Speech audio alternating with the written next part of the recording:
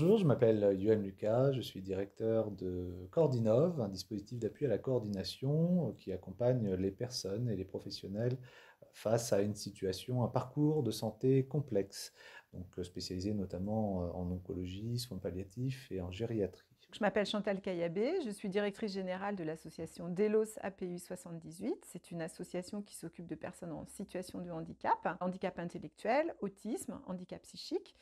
Nous accueillons à peu près 1000 personnes dans nos établissements chaque jour, voilà, et ils sont encadrés par 450 salariés à peu près. Et cette association, elle existe depuis de très très nombreuses années et elle est membre du réseau UNAPI. Je suis Stéphane Borin, directeur adjoint du réseau Lutter contre la douleur. Nous sommes une association qui est financée par l'Agence régionale de santé Île-de-France. Nous avons deux missions principales: soutenir les professionnels de santé dans l'accompagnement des patients douloureux chroniques de la région, et nous coordonnons aussi la prise en charge des patients dits complexes. Je suis Delphine Charles, je suis directrice des ressources humaines d'Association Addiction France, qui est une association de 1750 salariés qui fête cette année ses 150 ans. Addiction France est une association nationale qui est présente sur l'ensemble du territoire métropolitain et sur l'île de la Réunion, de l'autre côté de l'océan. Donc nous traitons de toutes les problématiques liées aux addictions, avec produits et sans produits. Je m'appelle Aurélie Lassac-Marzorati, je suis la directrice générale du CASP. Le CASP est une association qui œuvre auprès des personnes en situation de très grande précarité.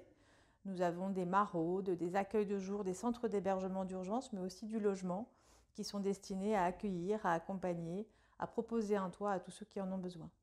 En 2020, le gouvernement organisait le Ségur de la santé, une consultation des acteurs du système de soins français qui a abouti notamment à la revalorisation de 183 € net par mois, accordée à 1,5 million de professionnels des établissements de santé et des EHPAD. Si cette mesure a été étendue depuis à d'autres professionnels du secteur sanitaire et médico-social, certaines structures et de nombreux professionnels en sont encore exclus. Là, le Covid plus le Ségur, alors là, ça a atomisé tout. Certes, l'équilibre était fragile, mais il existait. Aujourd'hui, il n'existe plus.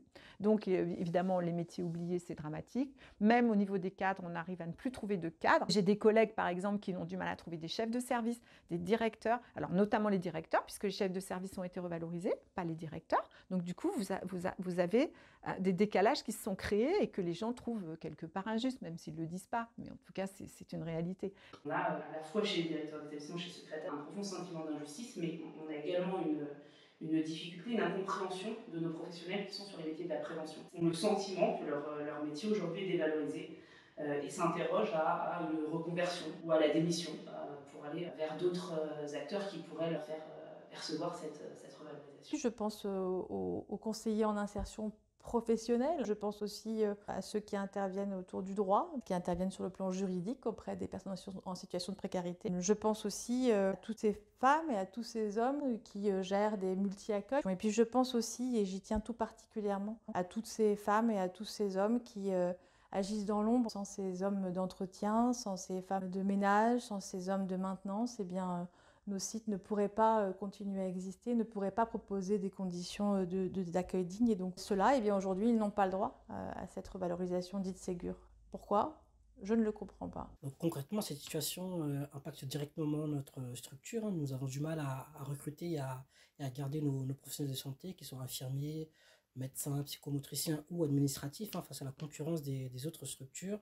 Nous avons du mal à nous aligner sur les offres et leur proposer des conditions de travail convenables. Il n'est pas normal que dans une structure telle que la nôtre et dans d'autres structures, on donne une augmentation à une certaine catégorie de personnel, tels que les psychologues, les travailleurs sociaux ou les chefs de service, et qu'une autre partie qui travaille dans des mêmes conditions, voire des conditions encore plus difficiles, et je pense notamment aux secrétaires médico-sociales qui, elles, font le premier accueil. Il est téléphonique, mais aussi le premier accueil quand les personnes viennent dans nos structures. Ces personnes ne sont pas prises en compte. Or, dans nos structures, ce sont bien souvent les plus bas salaires.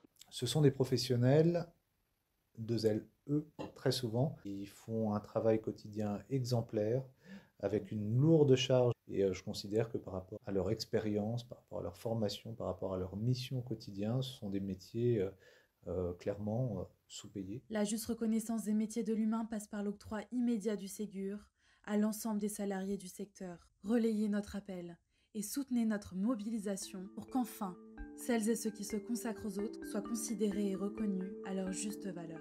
Prenons soin de celles et ceux qui prennent soin de nous.